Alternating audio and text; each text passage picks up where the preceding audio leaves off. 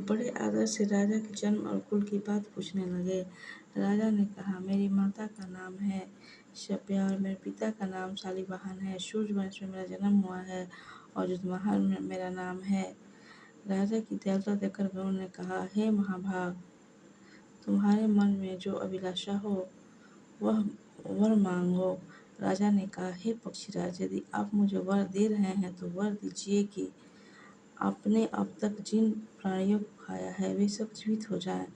हे स्वामी, आपसे अब से आप यहाँ के बालकों को न खाएं। कोई ऐसा उपाय करें जहाँ से जो उत्पन्न हो वे लोग बहुत दिनों तक जीवित रहें। धौम्य ने कहा, पक्षीराज गरुड़ को वरदान देकर स्वयं अमृत के लिए नागलोक चले गए। वहां से अमृत लाकर उन्होंने उन मरे हुए मनुष्यों के हड्डियों पर बरसाया। ऐसा करने से सब लोग जीवित हो गए जिनको कि पहले गरुड़ ने खाया था। राजा के त्याग और गरुड़ की कृपा से वहां रहने वाले लोगों का बहुत कष्ट दूर हो गया। उस समय राजा के शरीर की शोभा दुगनी हो गई थी। राजा की दयालुता देखकर गरुड़ ने फिर कहा कि मैं संसार के कल्याण एक और वरदान दूंगा।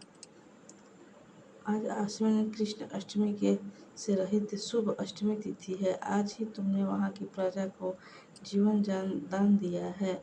हे वत्स, अब से यह दिन ब्रह्ममय हो गया है, जो मूर्ति भेद से विभिन्न नामों से विख्यात।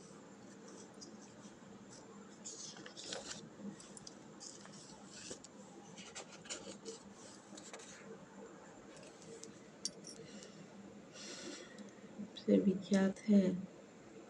वही त्रिलोक से पूजित दुर्गा अमृत प्राप्त करने के अर्थ से ज्योत पुत्रिका कहलाई है। सो इस तिथि को जो स्त्रियां उस ज्योत पुत्रिका की और कुश की आकृति बनाकर तुम्हारी पूजा करेंगी, उस दिन उनका सौभाग्य बढ़ेगा और यश की भी वृद्धि होती रहेगी।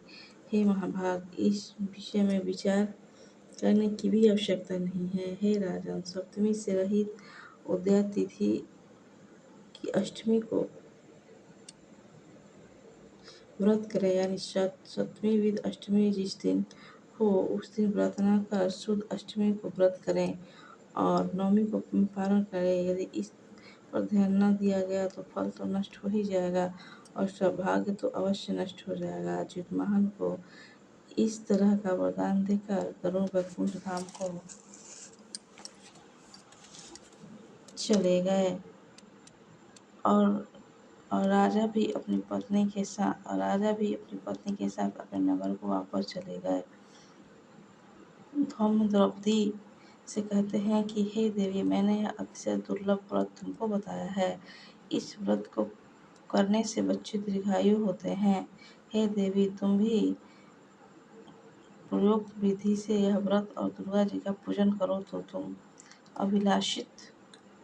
अभिलाषित फल प्राप्त होगा। मुनिराज धौम्य की बात सुनकर द्रौपदी के हृदय में एक प्रकार का कौतूहल उत्पन्न हुआ और पूर्वासीन स्त्रियों को बुलाकर उनके साथ यह उत्तम व्रत किया। गौतम ने कहा,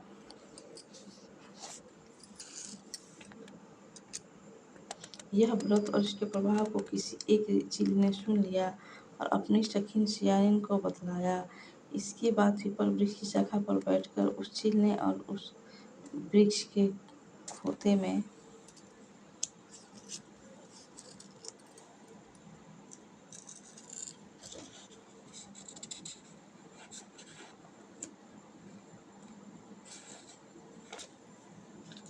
बैठकर सियारिन ने भी व्रत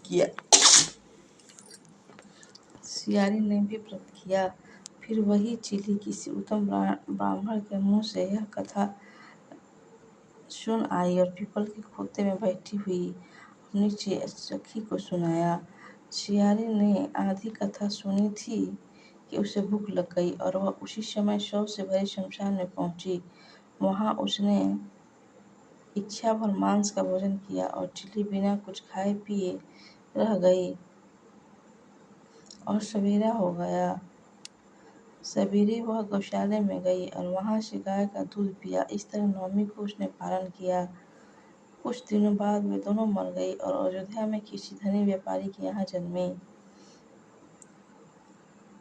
संजोग से उन दोनों का जन्म एक ही परिवार में हुआ जिसमें सियारिन जिष्ट हुई और चिल छोटी।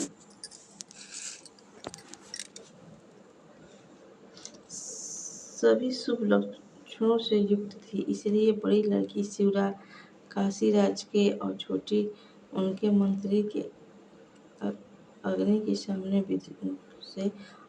सामने विधिपूर्वक ब्याही गई। पूर्व जन्म के कर्म फल से वह मृगनयनी रानी हुई।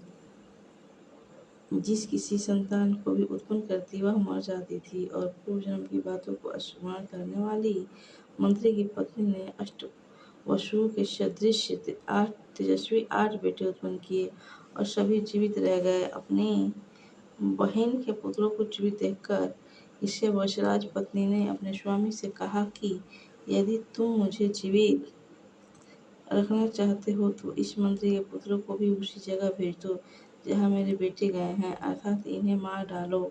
यह सुनकर राजा ने उस मंत्री के पुत्रों को मारने के लिए कई प्रकार के उद्योग